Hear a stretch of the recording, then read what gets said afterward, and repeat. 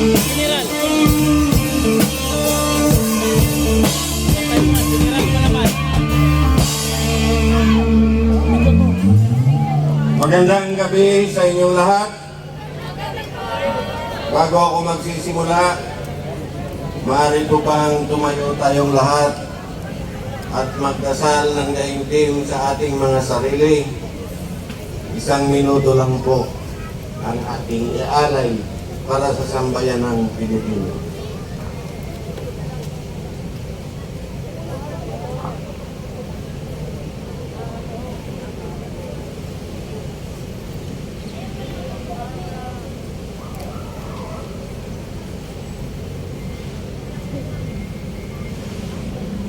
Maraming salamat po sa inyo. Oh, nandito na Ah. po card general nito. Pakikalihog lang ang lingkod ng tanan. Lingko do. Sa mga Ilonggo, maayong nga gabi sa inyong nga tanan. Ito ko mo. Pero pag pinaso natin sa Ilocos, naimbag ka rabi.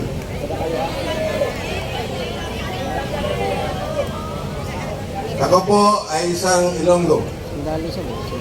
pero lumaki po ako sa Mindanao. 19 ba na More than 30 years. sandali. Dahil yung father ko assigned sa Mindanao, sa Philippine Constabulary. Ako po ay nandito dahil nagugulat ako sa ginagawa ng ating PNP sa Region 11. Ang Region 11 ang pinakamamahal kong lugar sa Mindanao.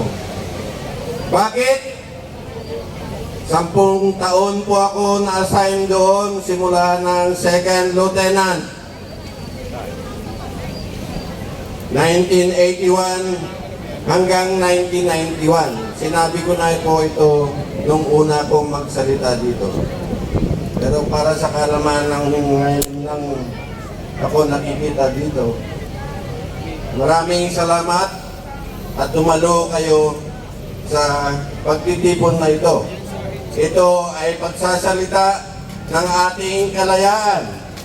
Katulong natin ang sambayanang Pilipino sa buong mundo. Nagugulat lang ako sa ginagawa ng PNP Region 11. Dahil nung nasa Davao ako, 4 na regional commander ang katulong namin sa pagpatahimik ng Region 11 para maniwala ang mga taga-Region 11 na PNP. Kasama ko si General Bakay noong 1981. Pinalitan ni General Olano. Pagkatapos si General de Guzman. At ang pang-apat ay si General Tangatue. Lagi yung kilala general. No? Hindi ko makakalimutan ang instruction sa amin. Ako ay nasa Philippine Army. Assign ako sa RUC 11. At tinatawag natin ngayon na Eastern Mindanao Command. Si General Echeverria ang commander ng RUC 11. Ito ay para malaman ng mga tao sa Davao na hindi namin kayo pinababayaan nung magulo pa ang Mindanao noong early 80s.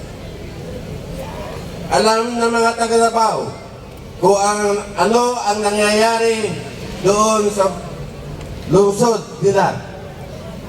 Pasensya na kayo kung minsan hindi ako makapag-ano ng Tagalog kasi purong Ilonggo po ako.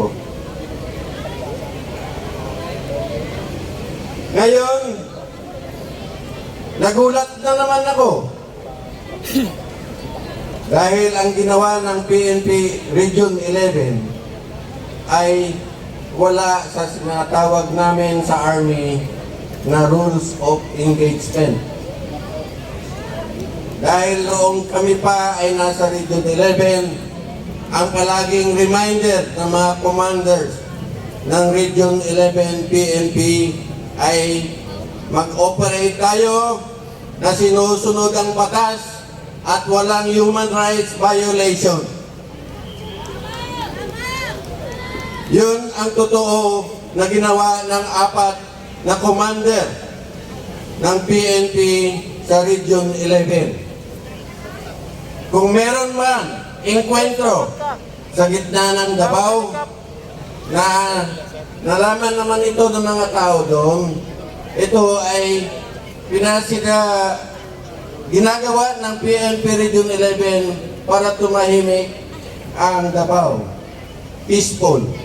Ang role naman namin sa RUC 11 ay inaasan kami ng aming commander to cooperate with the PNP in Region 11 para pare-pareho ang aming panuntunan sa paggawa ng mga operasyon. Ngayon, bakit nangyayari ang ganitong mga pangyayari sa buong Davao City? Isa lang naman ang kalaban nila, unarmed pa. Samantalang kami, nung panahon namin, ang MPA ay umabot sa 150,000. No, 150 lang. Hindi 150,000, ayun sa bagay. Nabibigla lang ako. 150 ang NPA sa Davao noon. Davao City yun. 4 ang kampo ng NPA sa Davao City. Wala pang army units sa Davao. Kaya kawawa ang PNP. Alam nyo ba kung ilan ang napatay na PNP nung nandun kami? Sa 3 buwan.